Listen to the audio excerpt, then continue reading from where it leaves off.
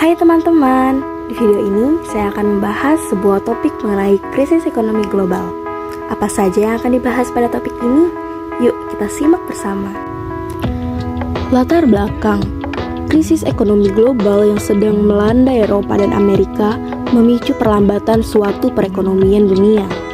Volume perdagangan parasut tajam dan berdampak pada banyak industri besar yang bangkrut.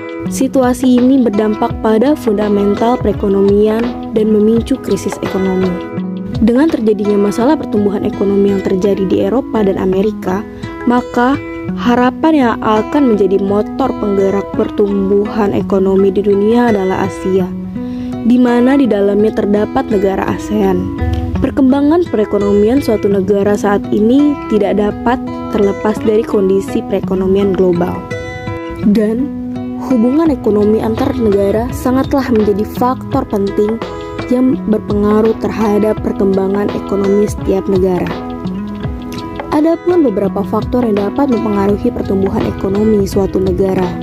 Salah satunya adalah tingkat ekspor dan investasi atau biasa disingkat dengan PMA atau penanaman modal asing, di mana semakin besar PM masuk, maka akan semakin tinggi pertumbuhan ekonomi yang dihasilkan. Ada 5 hal yang akan dibahas pada topik ini. Yang pertama, apa itu krisis ekonomi global? Menurut Market Business News, krisis ekonomi adalah keadaan di mana perekonomian di suatu negara mengalami penurunan secara drastis. Gejala yang muncul dari krisis ekonomi global adalah penurunan belanja dari pemerintah, jumlah pengangguran yang lebih dari 50% dari jumlah tenaga kerja, kenaikan harga pokok yang tinggi, penurunan konsumsi daya beli yang rendah, penurunan nilai itu karya yang tidak terkontrol, dan penurunan nilai tumbuh ekonomi yang drastis. Dilansir dari detik.com, dampaknya ketika suatu negara mengalami peristiwa tersebut, dipastikan banyak perusahaan yang melakukan pemutusan hubungan kerja atau PHK kepada karyawannya.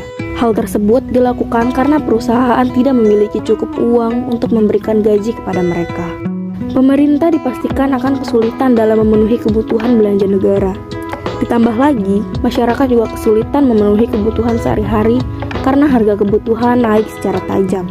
Melihat dampak yang terjadi, krisis ekonomi memang menjadi momok yang sangat menakutkan bagi suatu negara jika terjadi. Bisa dipastikan keadaannya akan sangat kacau. Bahkan, bisa jadi penjarahan dan perampokan akan terjadi di mana-mana. Apa perbedaan krisis ekonomi dengan resesi? Pengertian umum dari resesi adalah pertumbuhan ekonomi yang negatif selama 2 triwulan atau kuartal berturut-turut. Resesi merupakan siklus bisnis dan suatu yang wajar terjadi di suatu negara. Yang lebih bahaya dari resesi adalah krisis ekonomi. Sebab, hal itu bukan lagi merupakan siklus bisnis, melainkan kondisinya yang sudah menjadi lebih buruk. Sederhananya, resesi merupakan perlambatan ekonomi yang menurun, tetapi masih terbilang sehat. Sedangkan krisis sudah merupakan perlambatan ekonomi yang menurun sangat parah dan sudah tidak sehat. Krisis ekonomi global Indonesia sendiri pernah mengalami krisis ekonomi pada tahun 1998 yang lalu. Mengutip dari kompas.com, saat itu ekonomi Indonesia anjlok sangat dalam, terkontraksi 17,9% pada kuartal 3. Melihat dampak tersebut, saat ini pemerintah sedang berusaha dengan maksimal agar krisis pada tahun 1998 tidak akan terulang lagi. Apa solusinya? Yang pertama adalah dengan memaksimalkan tabungan pribadi. Yang kedua adalah menyusun anggaran.